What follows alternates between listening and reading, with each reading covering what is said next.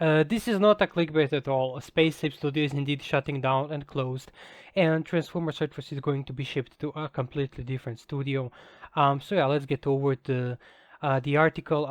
For those who are unaware, this is going to be quite a bombshell. But some of the people who followed the Space Apes live streams may be somewhat familiar with it. But today we got more details, so let's get over it now. So yeah, rest in peace, Space Ape. 70 joined Supercell London, 30 laid off, remaining titles to spin out. Okay, so Space Ape is now effectively closed with around 70 staff joining Supercell London, 30 laid off, and the rest continuing work on Crown Valley Customs, Fastlane, and most importantly for us, Transformers Earthverse at new companies. So SpaceApe had employed around 150 staff before it was fully acquired by SpaceApe back in November 2024. Supercell has confirmed to us that around 70 SpaceApe staff have new roles. That what is now Supercell London. So yeah, Supercell was a major shareholder of SpaceApe Games for quite a while, and in 2024, in November, they decided to purchase the entire thing. Um, so yeah, some games they decided to not keep at all. Um, and, and including one of them is Transformers Earth Wars. So it's not one of the games that will be shipped off to a new studio. So let's continue. Separately, we understand that Spaceship Games, Crown Valley Customs, and Fastlane will soon be owned by a new startup, Off-Road Games, formed by ex-Spaceape general manager and product director Jeffrey Giles. I'm not sure how to pronounce it.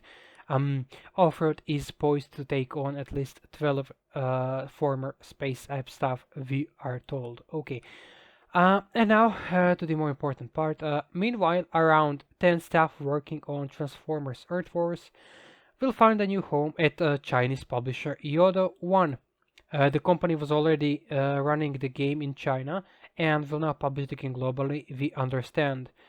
Those who did not land roles at Supercell London, Off-Road, or Yoda 1 have been laid off. We are told that around 30 people have left and are about to leave SpaceUp as a result. Some SpaceUp staff were offered roles at Supercell and other companies involved but declined, we are told. Okay, so yeah, SpaceX decided that the Transformer service is not profitable enough, and they wanted to shut it down.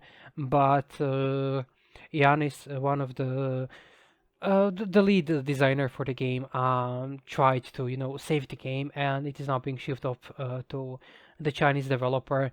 Basically, for those unaware, game has a global release that we are all playing, and it has a Chinese version strictly for the Chinese market. Now, I haven't really played the Chinese version, but for what I've been told, it's quite pay to win um, compared to the regular version. So there are definitely some concerns in regards to the game's future.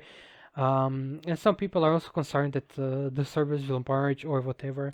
And now I don't think the servers will merge. I think the servers will continue to run separately. Uh, and the reason for that is, well, the Chinese version of the game is meant to be catered towards the Chinese audience because China has very strict laws, lots of censorship, and the internet access in China is very complicated. It's not quite open like in the majority of the world. So the game is, it's a different game technically than Transformers Earth that we know. But yeah, I don't think that it will be the same because again, there needs to be a version for the Chinese market and there needs to be a version for the rest of the global market. So I think that we are fine in regards to that. And in other games that I've played, for example, Warframe is one of the games that I played and I enjoyed.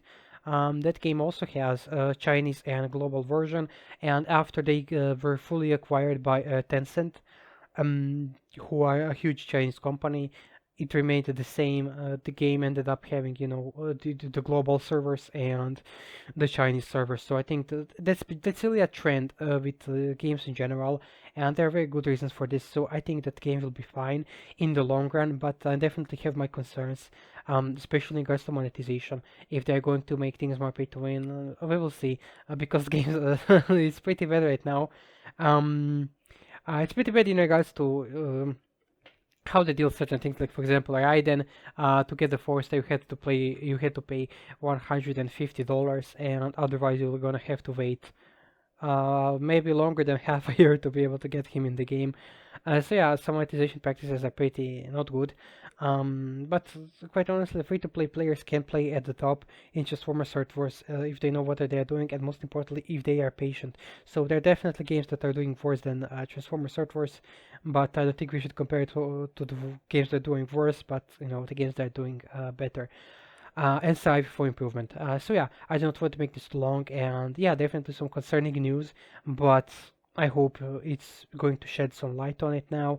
Now you're the one that's a huge developer and a publisher, and their games have about 1 billion players plus. So I hope that they know what they're doing. But yeah, that's pretty much it for this video. I just want to deploy it because it's pretty urgent news. So yeah, thank you all who stayed to the end of the video because only about 10 to 15% of viewers stay for the entire video. So I really appreciate it, and feel free to let me know how you feel about all of this because I read every comment. I will try to respond. So yeah, I'm eager to hear what you have to say.